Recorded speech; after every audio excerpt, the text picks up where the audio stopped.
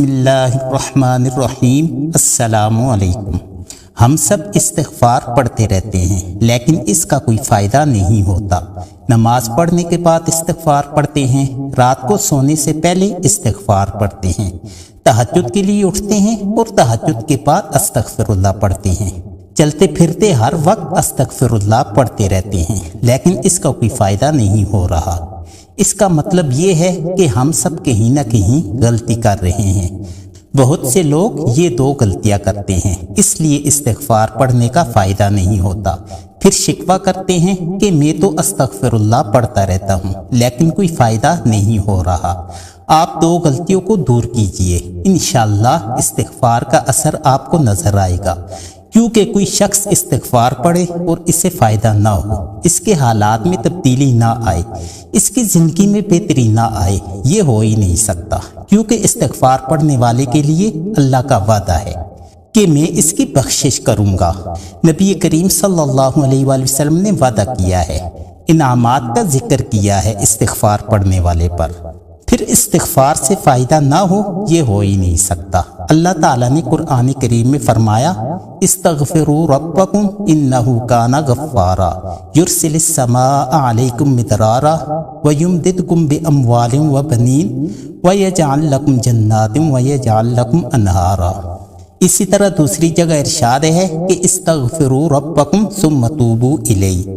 اللہ تعالیٰ نے استغفار پڑھنے پر بہت سارے وعدے کیے ہیں اور اسی طرح نبی کریم صلی اللہ علیہ وآلہ وسلم نے احادیث مبارکہ میں استغفار پڑھنے والے کے لیے بے شمار انعامات کا ذکر کیا ہے۔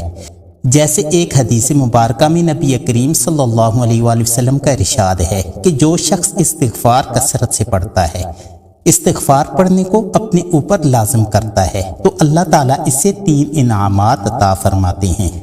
نمبر 1، اللہ تعالیٰ اس کی ہر پریشانی دور فرما دیتے ہیں۔ نمبر 2، اللہ تعالیٰ اس پر بند راستوں کو کھول دیتے ہیں۔ جس کام میں بھی ہاتھ ڈالے گا اللہ تعالیٰ کامیابی عطا فرمائے گا۔ اور نمبر 3، اللہ تعالیٰ اس کے رزق کے مسئلہ کو حل فرما دیتے ہیں، اسے وہاں سے رزق عطا فرماتے ہیں جہاں سے اسے گمان بھی نہیں ہوتا۔ یہ سارے کے سارے انعامات جو ہیں استغفار پڑھنے والے کے لیے کیے گئے ہیں اور اللہ تعالیٰ کا وعدہ جھوٹا ہو ہی نہیں سکتا۔ اسی طرح نبی کریم صلی اللہ علیہ وآلہ وسلم کا وعدہ جھوٹا ہو ہی نہیں سکتا۔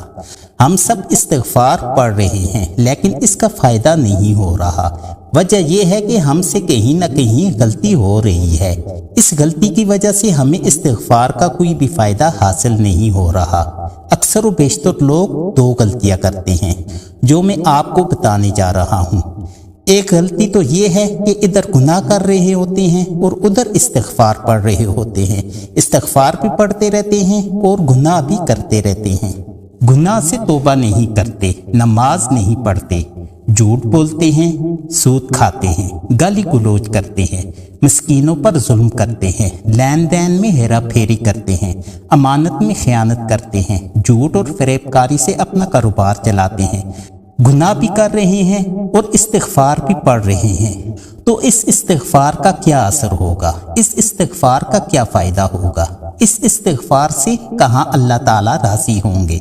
مثلاً کوئی شخص بیمار ہو اور ڈاکٹر کے پاس جائے، ڈاکٹر اسے دوائی دے اور ساتھ کہے کہ ان چیزوں سے پرہیز کرنی ہے۔ اب وہ شخص دوائی لے کر گھر آ جاتا ہے، دوائی بھی لے رہا ہے اور پرہیز بھی نہیں کر رہا، تو اس سے کیسے شفا حاصل ہوگی؟ وہ دوائی اس پر اثر نہیں کرے گی جب تک پرہیز نہیں کرے گا۔ اسی طرح ہم لوگ گناہ بھی کیے جا رہے ہیں اور استغفار بھی پڑھ رہے ہیں، تو یاد رکھیں اس کا کوئی فائدہ نہیں ہوگا۔ استغفار تبھی اثر دکھائے گا، اسی طرح استغفار کا اسی وقت فائدہ ہوگا اور استغفار سے رب اسی وقت راضی ہوگا جب ہم گناہوں سے توبہ کر لیں گے اور گناہوں کو چھوڑ دیں گے، کیونکہ دودھ اور پیشاب ایک جگہ اکٹھے نہیں ہو سکتے۔ اسی طرح گناہ اور استغفار کا قبول ہونا یعنی گناہ بھی کرتے رہنا اور استغفار سے فائدہ بھی حاصل ہونا، یہ دونوں چیزیں ایک ساتھ نہیں ہو سکتی۔ ہم گناہوں سے توبہ کر کے اللہ تعالیٰ کی طرف رجوع کریں گے تب ہی ہمارا مسئلہ حل ہوگا، کیونکہ قرآن مجید میں ارشاد ہے کہ استغفروا ربکم ثم توبوا الیہ، یعنی استغفار کرو اور اللہ تعالیٰ کی طرف رجوع کرو۔ یہ نہیں کہ استغفار بھی کرتے جاؤ اور گناہ پہ گناہ بھی کرتے رہو۔ استغفار کریں اور اللہ تعالیٰ کی طرف رجوع کریں اور گناہوں سے توبہ کرتے ہوئے گناہوں سے بچنے کی کوشش کریں، تب استغفار اپنا اثر دکھائے گا اور استغفار کا فائدہ ہمیں ہوتا ہوا نظر آئے گا۔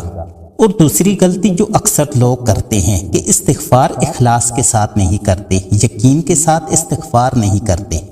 بس کسی سے سن لیا کہ ایک دن میں اتنی مرتبہ استغفار پڑھنا ہے، ہم پڑھ تو رہے ہیں لیکن یقین کے ساتھ نہیں پڑھ رہے، تو ایسے استغفار کا کوئی فائدہ نہیں ہے۔ استغفار کریں لیکن اخلاص و یقین کے ساتھ استغفار کریں، ہمارا اللہ پر توکل ہو، ہمیں اللہ کی وحدانیت کا یقین ہو۔ جب اس توکل اور یقین کے ساتھ استغفار پڑھیں گے تو استغفار پڑھنے کا فائدہ حاصل ہوگا، استغفار کے اثرات ہماری زندگی میں مرتب ہوں گے، ہمیں اپنی زندگی میں استغفار کے کرشمات دکھائی دیں گے۔ ہم زبان سے استغفار تو کرتے ہیں لیکن دل ہمارا کہیں اور ہوتا ہے، ہمارا دل کام کاج میں ہوتا ہے، اسی طرح ہمارا دل دنیاوی مال و دولت میں مگن ہوتا ہے اور ساتھ ہم استغفار کر رہے ہوتے ہیں، تو ایسی استغفار کیسے قبول ہوگی؟ ایسی استغفار کا کیا فائدہ ہوگا؟ ہم استغفار کر رہے ہوں تو ہمارا توکل اور بھروسہ اللہ تعالیٰ پر ہو۔ آج کل حال یہ ہے کہ بھروسہ مال و دولت پر ہے، بھروسہ دنیاوی اسباب پر ہے، تو ایسے حالات میں استغفار کیسے قبول ہوگی؟ اور ایسے حالات میں ہماری زندگی پر استغفار کے کیا اثرات مرتب ہوں گے؟ استغفار کرنے کے ساتھ ساتھ یقین کامل اللہ تعالیٰ کی ذات پر ہو، دنیاوی اسباب مال و دولت پر یقین نہ ہو۔ اسی طرح استغفار پڑھنے کے ساتھ ساتھ توکل اور بھروسہ اللہ تعالیٰ کی ذات پر ہو، اور جب استغفار کر رہے ہوں تو دل و دماغ میں اللہ تعالیٰ کی ذات کا وجود ہو، دل میں اللہ تعالیٰ کی وحدانیت ہو، دل مال و دولت اور کاروبار میں نہ گھوم رہا ہو۔ جب ہم ایسے طریقے سے استغفار کریں گے تو ہماری استغفار قبول ہوگی، اس استغفار کے ہماری زندگی پر اثرات مرتب ہوں گے، اس استغفار کا ہمیں فائدہ ہوگا۔ استغفار کے پڑھنے سے اللہ تعالیٰ حالات بدل ڈالتے ہیں، کاروبار میں برکت اور رزق میں برکت حاصل ہوتی ہے، اسی طرح اولاد فرما بردار ہوتی ہے، ساتھ ہی جتنی بھی پریشانیاں مصائب تنگیاں زندگی میں ہوں گی اللہ تعالیٰ استغفار کی برکت سے دور فرما دیں گے، بشرطے کہ استغفار پڑھنے کے ساتھ ساتھ دو چیزوں کا خیال رکھنا ہے۔ ایک گناہوں سے بچنا ہے، جو گناہ آپ سے ہو رہے ہیں اور آپ کے علم میں ہے، ان گناہوں سے توبہ کرنی ہے اور آئندہ ان گناہوں سے اجتناب کرنا ہے۔ دوسرا استغفار اخلاص کے ساتھ پڑھنا ہے، اخلاص کے بغیر کوئی بھی کام قبول نہیں ہوتا۔ آپ استغفار کریں مگر گناہوں سے بچتے ہوئے اور اخلاص و نیت کے ساتھ اللہ تعالیٰ پر توکل اور بھروسہ کرتے ہوئے استغفار کریں، پھر آپ دیکھیں گے کہ استغفار کے آپ کی زندگی پر کیسے اثرات مرتب ہوتے ہیں۔ مجھے امید ہے کہ آپ کو میری ویڈیو پسند آئی ہوگی۔